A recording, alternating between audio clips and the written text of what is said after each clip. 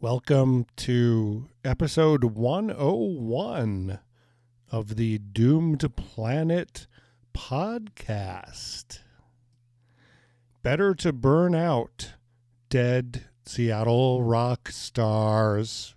They don't wear out, they go on working. They do not have serious medical side effects. Doomed Planet has done 10 episodes about various dead Seattle rock stars. This time around, we're doing a list of rock musicians who didn't live to see old age, including the fabulous four: Jimmy, Curt, Layne, and Chris, and a bunch of other people. So stay tuned. I'm going to try to be respectful too. The only person on this entire list that I don't like and think is an asshole is Mark Lanegan, COVID denier. And, he didn't exactly die young, but he's gone down with the damned. And that's why we call the Doomed Planet podcast Obituaries for the Damned. There's no question that our best, strongest pain medicines are the opioids. So much death in this industry, that's what it is, but so many great artists too, exploited to the death literally by the industry. Jimi Hendrix died 3 years before Curt Cobain was born. These again are the fabulous four: Jimmy, Curt, Layne, and Chris. Fabulous four deceased stars. And go to episode 98. Recently, we toured a cemetery, saw a bunch of rabbits, and that's where Jimi Hendrix has an elaborate shrine, which is a kind of an upgrade from his original just flat gravestone. Curt Cobain, second of the fabulous four, died on April 5th. 1994. There's no way to get away from this bastard.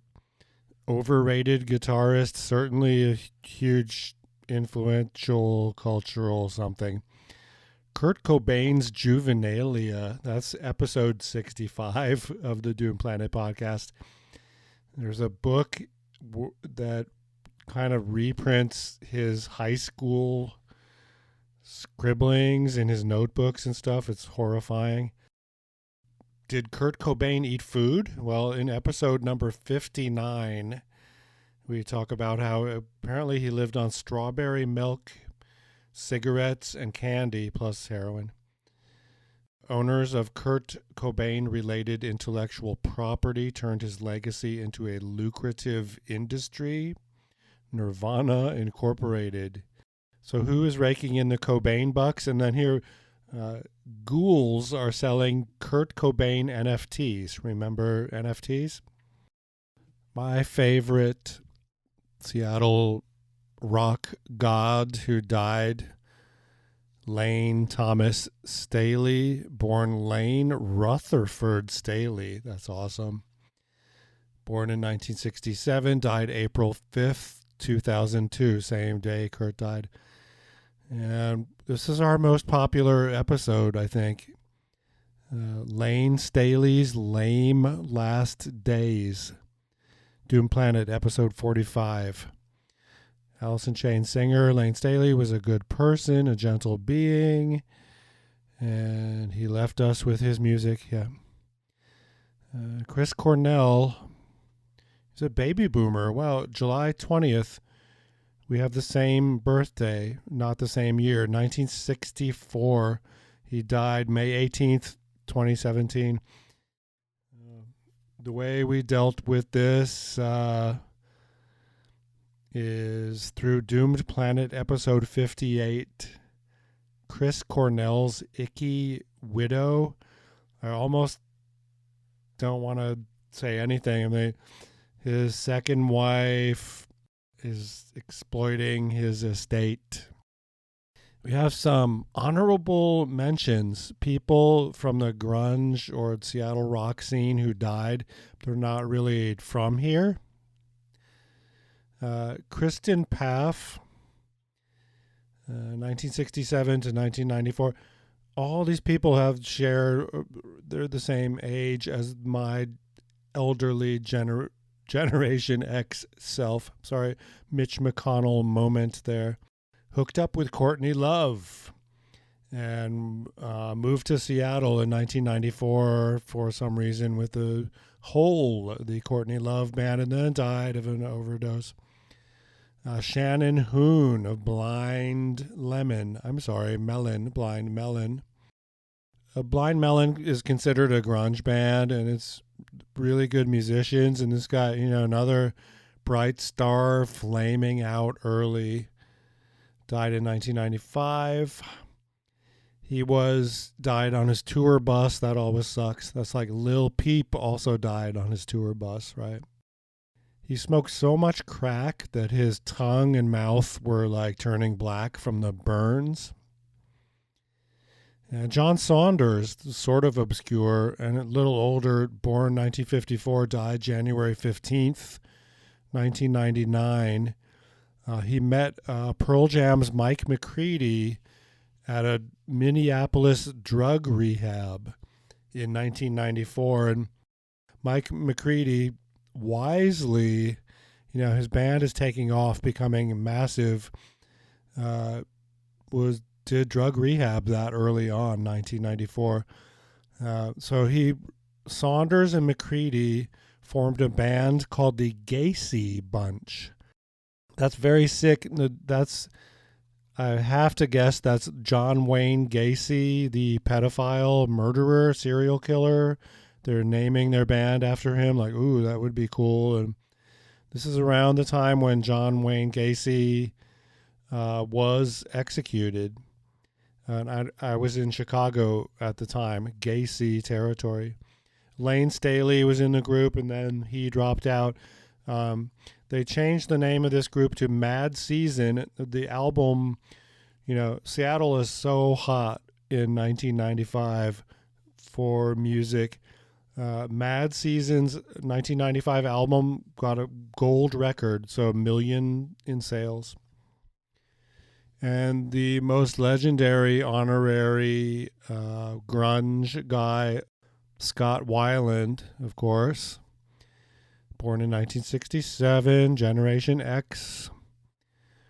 December 3rd, 2015, finally dies of all his addictions and health problems. So we went from this angle, rock star wives, Mary Weiland. That's Doom Planet episode 25. Long before Scott Weiland married his third wife and then died of an overdose, his second wife wrote a tell-all biography called Fall to Pieces. She starred in a music video of the same name promoting Scott's band Velvet Revolver. It's method acting. She plays herself, a rock star wife tormented by her husband's substance abuse issues. And okay, we got another, most people know everyone that I was just talking about, but here's a list of other Seattle rock people who died. Andrew Wood of Mother Love Bone died March 19th, 1990 of an overdose. Stefanie Sargent died June 27th, 1992 of an overdose. Mia Zapata died July 7, 1993. No comment. Never met her, didn't know her, but friends with people that. Il Duce, Eldon Wayne Hoke. He's born in 1958. He's a fucking indie rock geezer. Dies April 19th, 1997. Il Duce, of course, of the famed Mentors, shock rock, rape rock, started in Seattle, moved to LA. They suck. True story. He was interviewed and appears in the Nick Broomfield documentary. This is not, I'm just hoping I get this right, Kurt and Courtney conspiracy documentary. And then After being interviewed, he put his head on the railroad tracks like a few days later and killed himself. Beer's too expensive and you're poor, so head down to the liquor store. Better listen now, or you're going to be in a cell in the police hotel.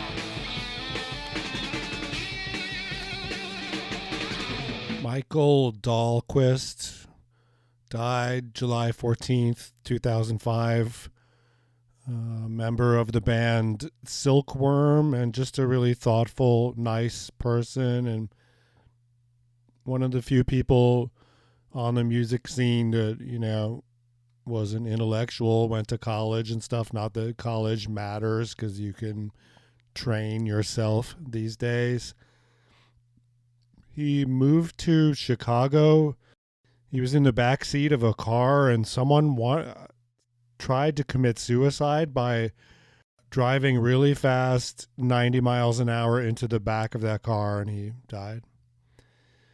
Then you have Mike Starr, died March 8th, 2011.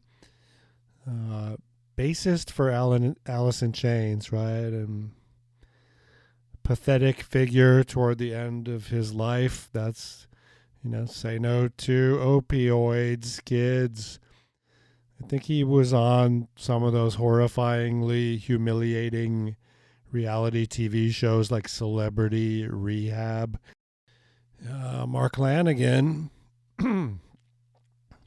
more recent Seattle rock star death. Born in 1964. Ooh, he's a baby boomer. Died February 22nd, 2022. And, of course, we mused about Mark Lanegan in episode 29 of the Doom Planet podcast. Notorious Seattle Junkies. Mark Lanegan. The rock star autobiography genre is full of poorly written doggerel, and Mark Lanegan's new memoir is no exception. The frontman for Seattle band Screaming Trees has a new book, Sing Backwards and Weep, where he trudges through every sordid, overworked, junky cliche imaginable. Mark says the book was painful to write. We've saved you the pain of reading it by reviewing it here. Then his bandmate of Screaming Trees, Van Conner, died, a year later, January 17th, 2023.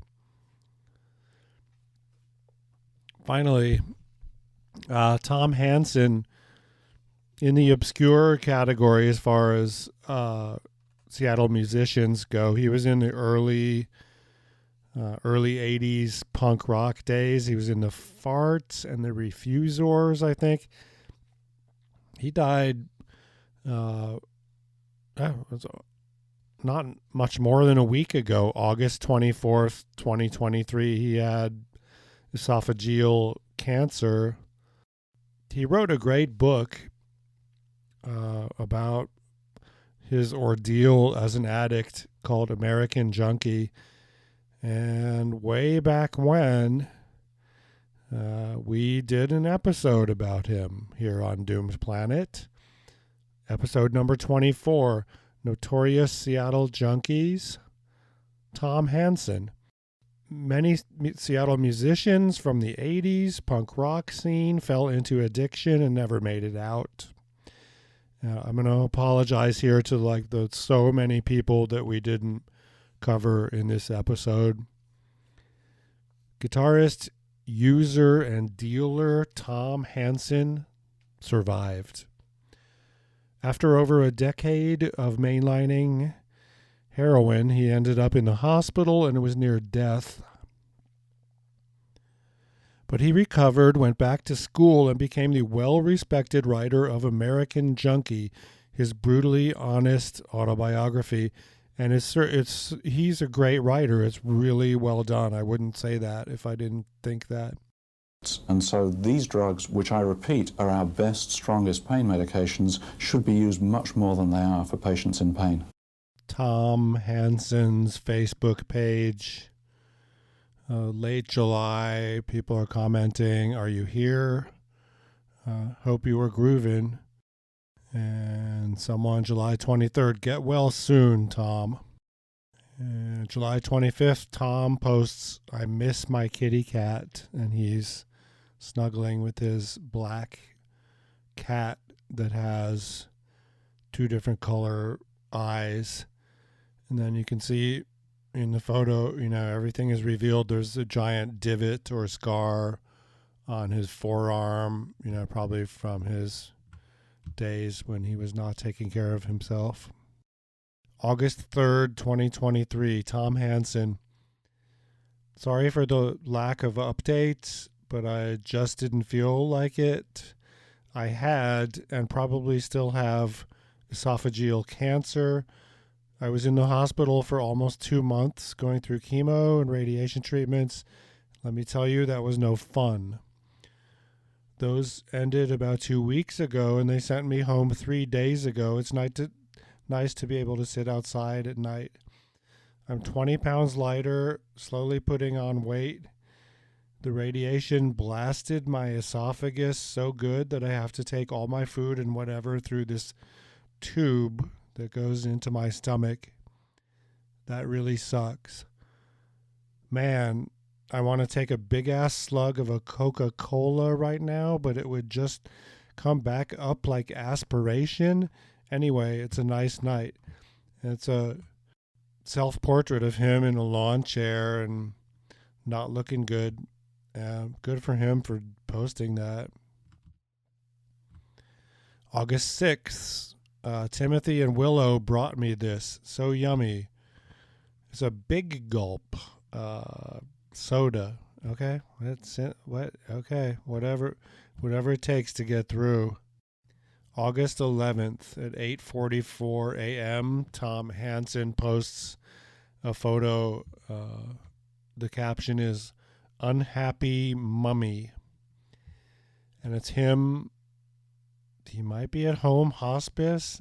He's looking near death. When your flesh shrinks away and everything, and he's got a oxygen tube.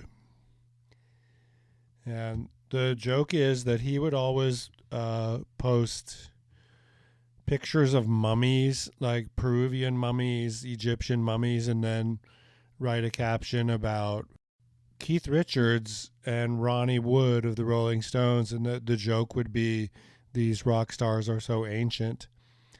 On August 13th, he writes, who can get some stuff from the store today? I'm guessing he does have people taking care of him in his last moments of hospice. And then August 19th, 6:28 p.m., Last Words. And it's a poem, which I'm not going to read all of. And then the poem is from Tom from April 2012. So he's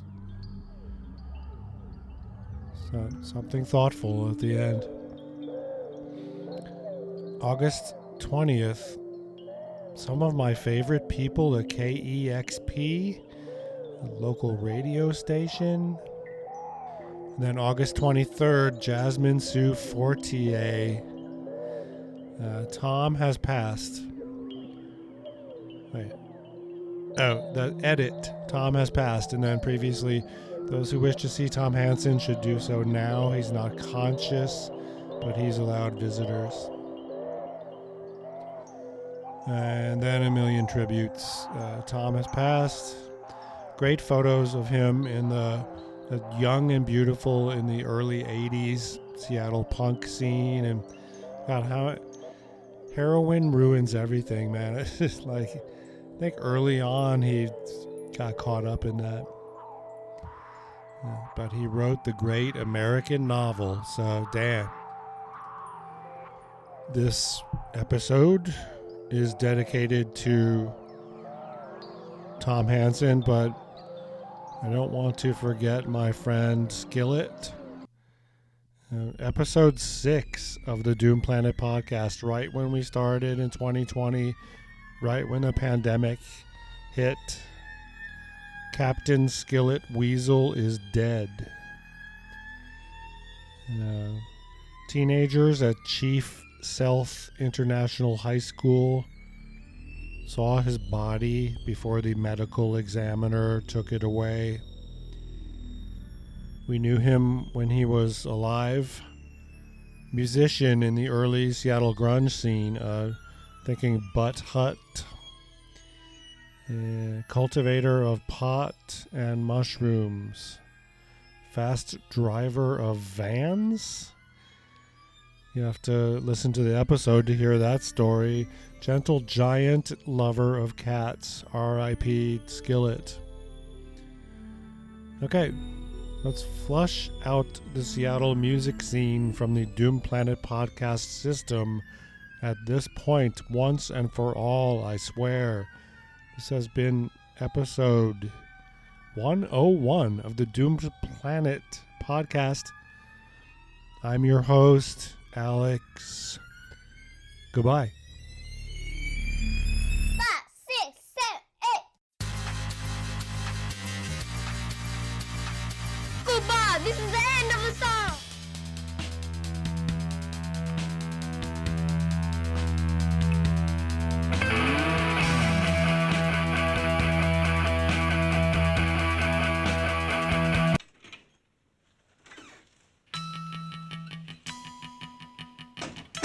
Hello? Hello? Yes, Hello! yes, Hi, I have the 10 o'clock appointment with Mr. Jorgensen. yes. My name is Paul Peterson. I have the 10 o'clock appointment with Mr. Jorgensen. Yes. Is he in? Who? Mr. Jorgensen. Jess is in. Hiya, Chief. Mr. Jorgensen. Thank you, Mrs. Axaquackacuddle. Mr. Peterson. Paul. Call me Paul. Paul, that's great. That was my grandmother's name. Come with me, Paul. Have a seat, Paul.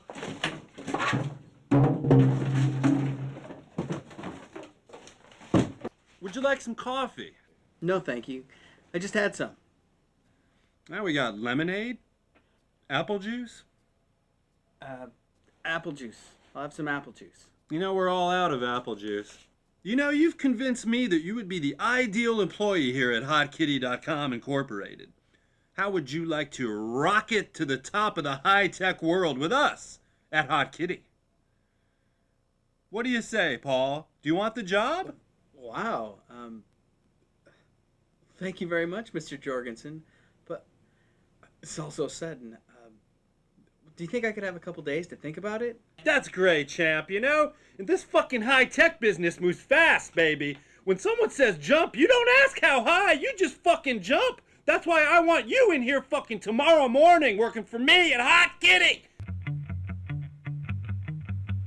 I want you to take this job, Paul. I'll walk you to the elevator. Paul, you gotta consider your future in this high-tech world. I'm telling you. Thank We you. have stock options, Paul. Come on, why don't you come back to the office? We'll do the fucking paperwork. Come on, Paul, Paul. Take the fucking job, Paul. Come on!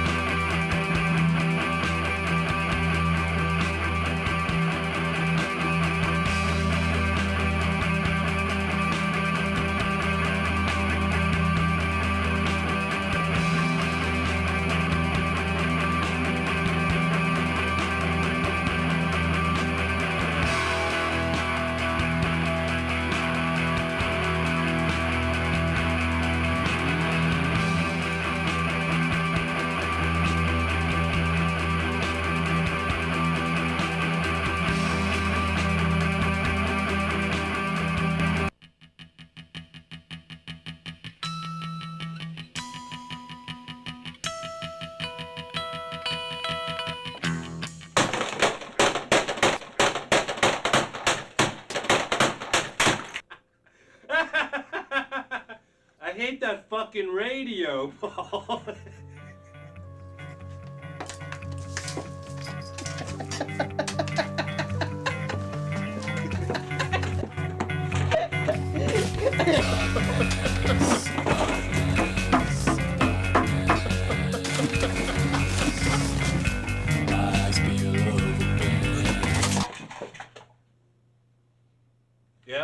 I think Paul's going to work out just fine.